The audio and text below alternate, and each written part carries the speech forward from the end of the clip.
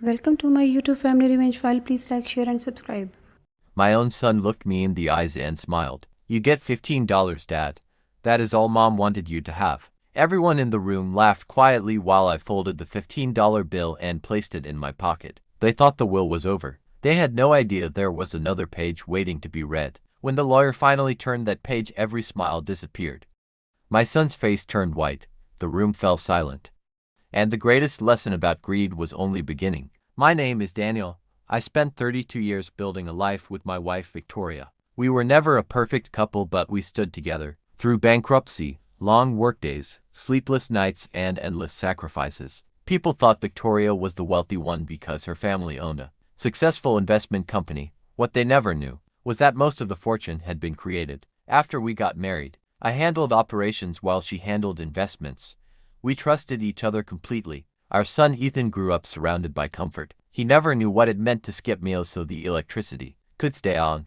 He never knew how many nights I slept in my office to save money during our hardest years. As the company became successful, everything changed. Victoria became famous in business magazines. I stayed behind the scenes. Then came Melissa. She introduced herself as my wife's personal advisor. Within months, she became Victoria's closest friend. Slowly, she convinced Victoria that I was holding her back. She whispered that Ethan deserved the entire family fortune because I was old-fashioned and too controlling. I noticed Victoria becoming distant. Our conversations became shorter. Our dinners became silent. One evening, she asked for separate financial accounts. I agreed because I trusted her. That was my biggest mistake. 2 years later, Victoria was diagnosed with an aggressive illness. The disease spread faster than anyone expected. During those difficult months, I stayed beside her every single day. But Melissa controlled every visitor. Even my own son started treating me like a stranger. He believed everything Melissa told him. According to them, I only cared about money. I never argued. I simply focused on taking care of my wife. 1 week before Victoria passed away, she asked to meet me alone. She apologized for pushing me away. She admitted someone had manipulated her thinking. She cried harder than I had ever seen. "Daniel," she whispered, "I made a terrible mistake." I held her hand. She asked me to forgive her. I already had. Then she smiled weakly. "Everything will make sense after the lawyer finished reading. Promise me you will stay calm." That was the last real conversation we ever had. After the funeral, Ethan barely looked at me. Melissa stood beside him like a proud mother. Relatives whispered that I would probably receive nothing. Some even laughed. The day of the will reading arrived. The lawyer opened the document. Victoria leaves $15 to her husband Daniel. My son immediately smiled. He looked directly at me. "You hear that, Dad?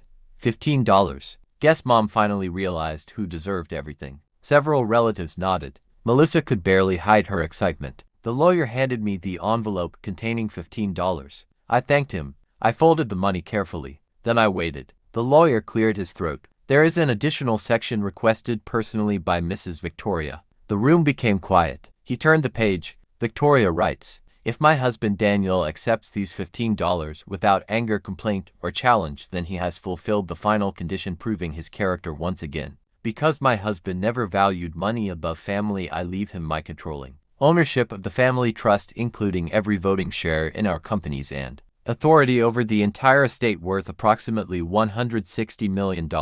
No one moved. Ethan stared at the lawyer. Melissa looked frozen. The lawyer continued reading. "My son Ethan will receive a monthly income from the trust only after completing 5 continuous years of independent employment without using family money. Any attempt to legally challenge this will immediately remove his inheritance. Melissa receives nothing. She is permanently prohibited from serving in any family company." The room exploded. Ethan stood up screaming, "This is impossible. There has to be another page." The lawyer calmly replied, "There is." Victoria left a personal letter. The lawyer unfolded another document. "Daniel, you always believed people should earn respect before receiving wealth. I finally understand what you were trying to teach Ethan. Please finish the lesson I failed to teach him." Tears filled my eyes. Ethan looked shocked. He had never heard his mother speak about me that way. Melissa suddenly demanded another lawyer. The attorney smiled politely. "Everything has already been verified by 3 independent witnesses. Every signature has been confirmed.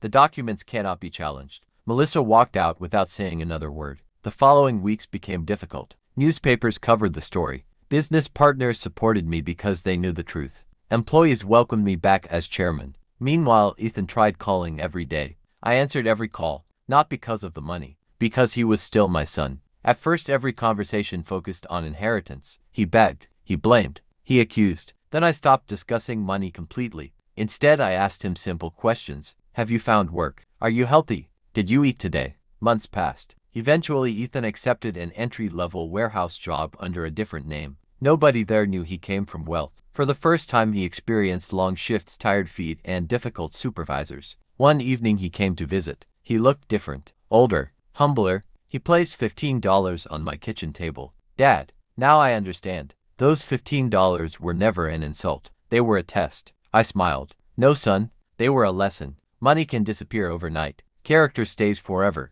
5 years later, Ethan completed every condition. He never asked for shortcuts. When the trust officially transferred his share, he did something I never expected. He donated millions to scholarships for students from struggling families. He created job training centers. He thanked every employee personally. Then he stood beside me during our annual company meeting. Everything my father tried to teach me could not be bought with $160 million. It started with $15. The audience stood and applauded. In that moment I realized Victoria had been right. The greatest inheritance was never money. It was wisdom earned through hum. Greed makes people believe wealth belongs to them. Wisdom teaches that every fortune is only temporary unless it is guided by character. My son almost lost everything because he believed money was his birthright. In the end he gained something far more valuable: respect, responsibility, and a second chance to become the man his mother always hoped he would be. If this story touched your heart, remember that true wealth is not measured by the size of an inheritance. It is measured by the values we leave behind. Please like this video, share it with your family. Leave your thoughts in the comments, subscribe and turn on notifications for more powerful family stories every week.